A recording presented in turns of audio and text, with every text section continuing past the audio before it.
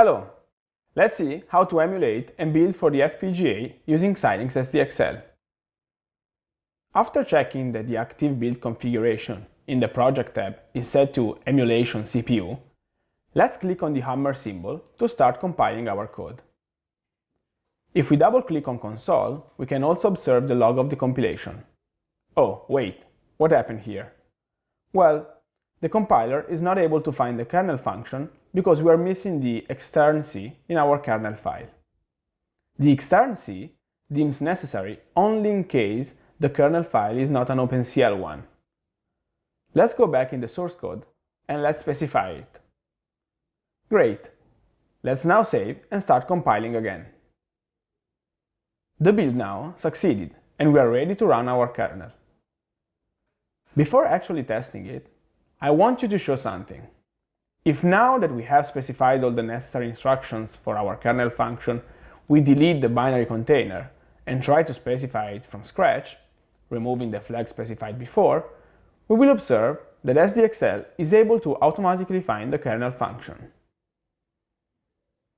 Let's specify the file in the source folder, and then click OK to confirm the selection. Now, our kernel should be ready for a first execution. Let's take a fast look at the host file.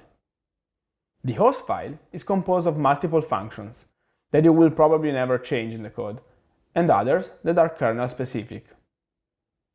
In our host code, we start by defining the local buffers for the application, as for example the query, the database, and the matrices. Then we need to define some OpenCL variables used to keep track of the platform and device ID, the context, the command queue, the memory buffer, and others. At this point, we have multiple OpenCL APIs used to get the platform and device IDs, the vendor, and the type, that in our case is an accelerator. We need to create a context, a command queue, and to load the kernel binary, that unlike other OpenCL programs, it must be compiled offline and loaded from binary in our host. When we create the kernel, its name must match the name of the kernel function, otherwise SDXL is not able to link the correct kernel function. Now we have to create the memory buffers, specifying if they are read, write-only, or read-write.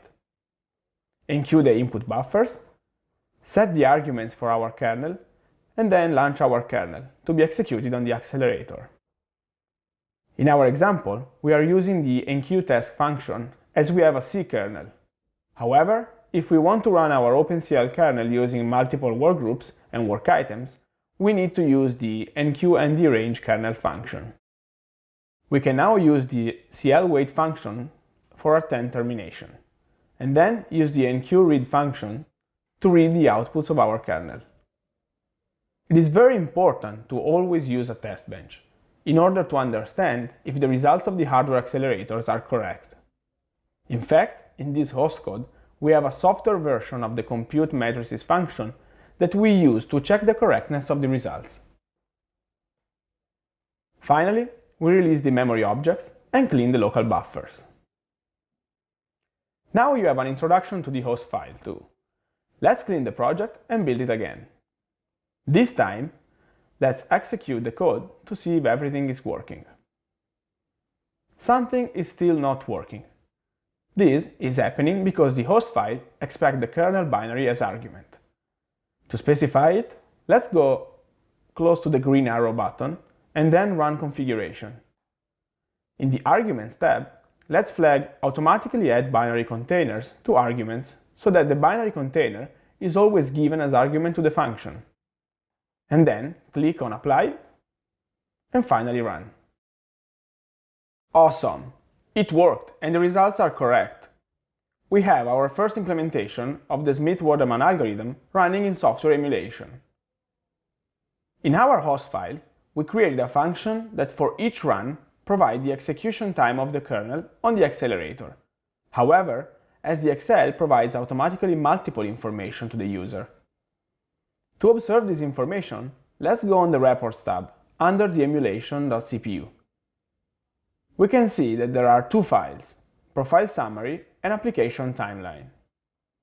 Profile Summary gives information regarding the execution of our kernel, 9.345 milliseconds in the example, and data transfer by means of memory reads and writes among the host and device global memory. Looking at the second tab, we can find information regarding the kernel function and the utilization of the compute unit. For example, we can see the global and local workgroup and work item sizes, how many times the kernel has been called, and how long it took to terminate. Then we have a tab for data transfers and one for all the APIs that has been called. The application timeline provides a chart specifying when each API has been called and how much it lasted. It is very important as it allows to understand when is actually issued the computation of each kernel and how much it took with relation to the overall latency of the system. Okay, now that we had an overview of the logs, let's try to perform hardware emulation. So let's go back into the project.sdx tab and change the active build configuration to emulation hardware, and then click on build. After building, we can see that SDXL creates a report called HLS report that is basically the same report we have seen in Vivado HLS. This file, in fact, gives information regarding the clock frequency, the estimated latency, resource usages, how the operations are scheduled in the different clock cycles, and then it has multiple tabs with information on the resources, performance, resources profile, etc. etc.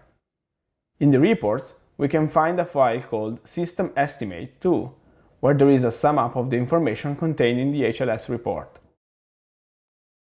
So, the kernel has been synthesized for hardware emulation. We can now start running it. Software emulation is a very fast way to guarantee the functional correctness of the kernel code we are providing. However, it does not guarantee that the code is correct on the target FPGA. For this reason, it is necessary to test the provided kernel code with hardware emulation, as it allows to check the correctness of the logic that SDXL generates.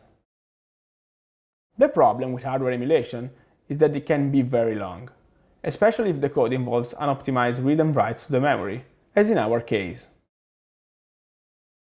During hardware emulation, we can see in console each data transfer with the DDR.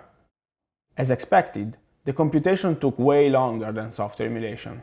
In fact, if we look for the execution time value, it is some order of magnitude bigger than the previous one.